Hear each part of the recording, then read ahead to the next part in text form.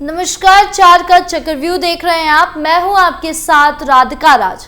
आज चार के चक्रव्यूह में बात होगी लाउड स्पीकर की। धार्मिक स्थलों पर लाउड स्पीकर के इस्तेमाल पर हाई कोर्ट का बड़ा फैसला आया है, जहां कोर्ट ने कहा है कि ये कानूनी अधिकार नहीं है। साथ ही बात होगी सीएम योगी के मंत्री की, जिन्होंने मुलायम सिंह यादव की तारीफ की।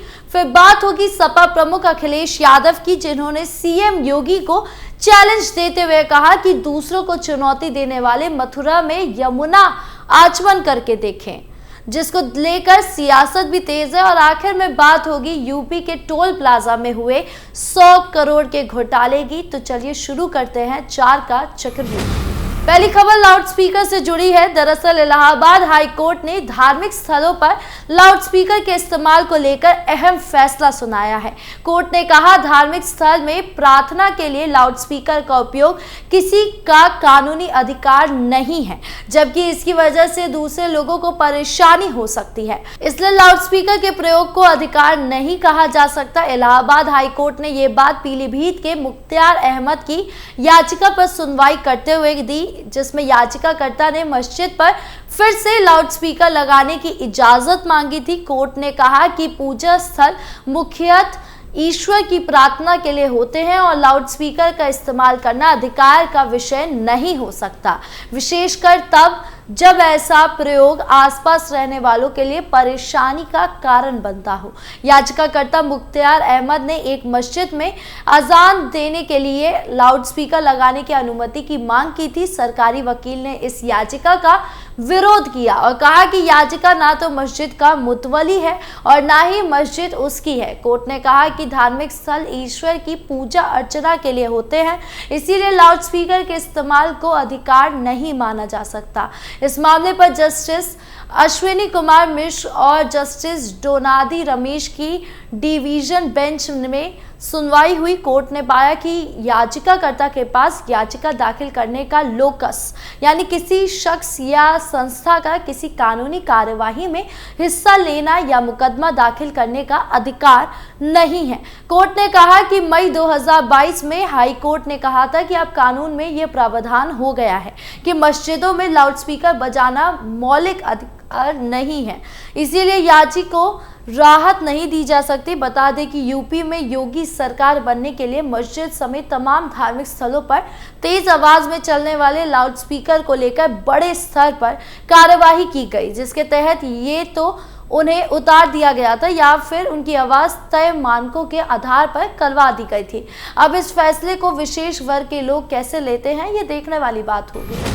बढ़ते अगली खबर की ओर, जो यूपी के मुख्यमंत्री सीएम योगी के मंत्री से जुड़ी हुई है। दरअसल बस्ती में जिला योजना की बैठक में शामिल होने पहुंचे योगी कैबिनेट के मंत्री और जिले के प्रभारी मंत्री आशीष पटेल के नेतृत्व में कई योजनाएं पास की गई। जनपद के प्रभारी मंत्री आशीष पटेल ने बताया कि बैठक का उद्देश्य जिले की वर्तमान विकास स्थिति की समीक्षा करना और आगामी योजनाओं पर चर्चा करना था, ताकि जिले के नागरिकों को बेहतर सेवाएं और सुविधाएं मिल सके।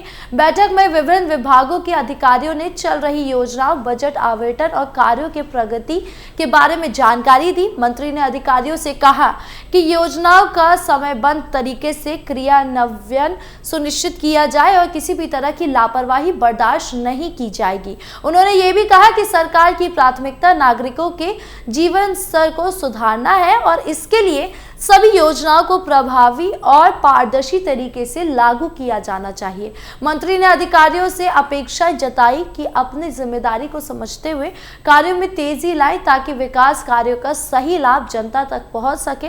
बैठक में पीडब्ल्यूडी विभाग के अधिकारी द्वारा संतोषजनक जवाब न दिए जाने पर स्पष्टीकरण जारी करने का निर्देश मुख्य विकास अधिकारी को दिया। वहीं महाकुंभ में योगी कैबिनेट के स्नान करने पर अखिलेश यादव के द्वारा की गई टिप्पणी पर भी कहा, जैसी जिसकी सोच है वो इस तरीके से बयान देता है। अखिलेश यादव की जैसी दृष्टि है वो उसी प्रकार से देखने को प्रयास कर रहे हैं, क्योंकि महाकुंभ करोड़ों लोगों की आस्था का केंद्र है। अखिलेश यादव तो खुद आते नहीं, अलबत्ता अपने स्वर्ग के पिताजी के मूर्ति को महाकुंभ में प्रदर्शन करने के लिए भेज दिया।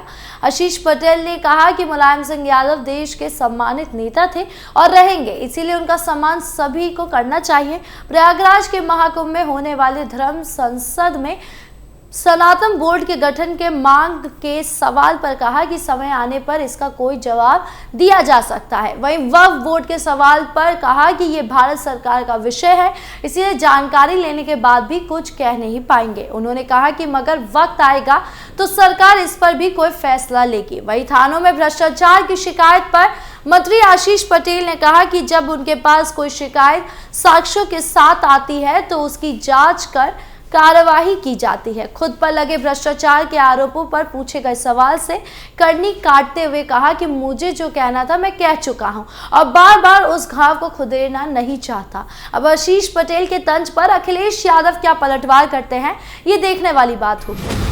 खबरों में आगे बढ़ते हैं, जहां बात होगी सपा प्रमुख अखिलेश यादव की। दरअसल यूपी में आगामी 5 फरवरी को विधानसभा चुनाव होने हैं।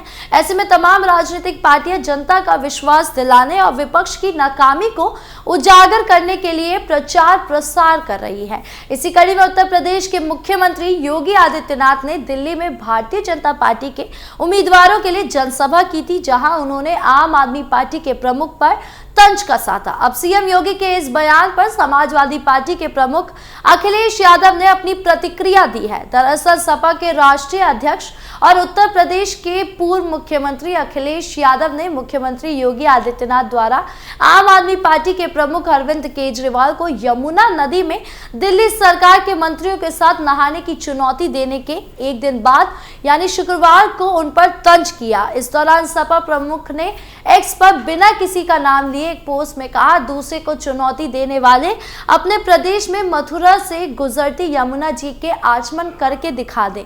अखिलेश यादव की टिप्पणी को योगी आदित्यनाथ पर इसलिए तंज माना गया क्योंकि दिल्ली की एक चुनावी जनसभा में योगी आदित्यनाथ ने केजरीवाल को सीधी चुनौती दी थी। उन्होंने कहा था, मैंने अपने मंत्रिमंडल के सदस्यों के साथ कुंभ में स्नान किया है, क्या आप प्रमुख अरविंद केजरीवाल अपने मंत्रियों के साथ यमुना में नहा सकते हैं? यमुना नदी को गंदा नाले में तब्दील करने का आरोप लगाते हुए योगी आदित्यनाथ ने कहा था, अगर उनमें कोई नैतिक साहस है तो उन्हें जवाब देना चाहिए। बता दें कि बुधवार को उत्तर प्रदेश के योगी आदित्यनाथ मंत्रिमंडल सदस्यों ने प्रयागराज में संगम में डुबकी लगाई थी। इस दौरान कैबिनेट के सभी मंत्रियों ने सीएम योगी आदित्यनाथ के साथ गंगा में डुबकी लगाई थी। ऐसे में देखना होगा कि सीएम योगी अखिलेश यादव का चैलेंज पूरा करते भी हैं या नहीं।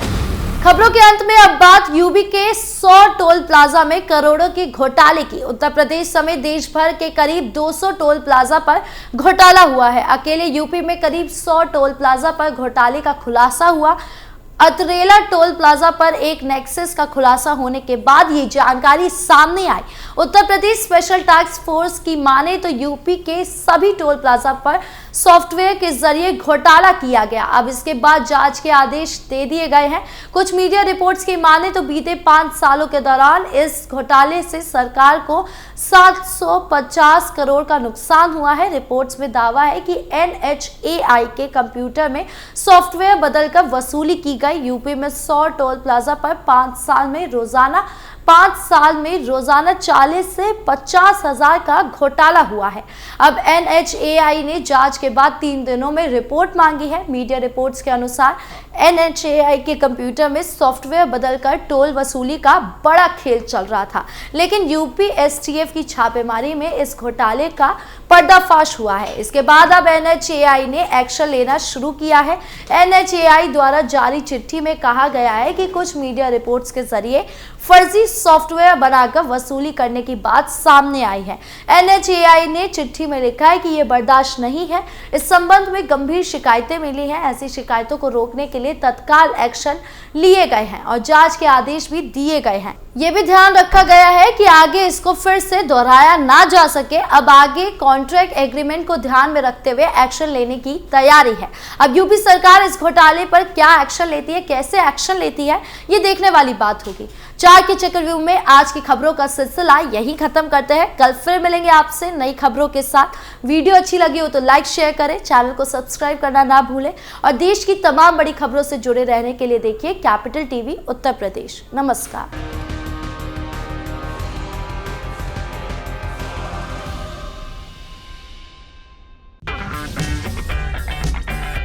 अगर आपको हमारा वीडियो पसंद आया हो तो इसे लाइक करें, हमारे चैनल को सब्सक्राइब करें और हाँ, बेल आइकन दबाना ना भूलें ताकि आप तक हमारे वीडियो की नोटिफिकेशन पहुंचती रहे। आप अपना सुझाव हमें कमेंट बॉक्स में दे सकते हैं। हमारे साथ जुड़ने के लिए शुक्रिया।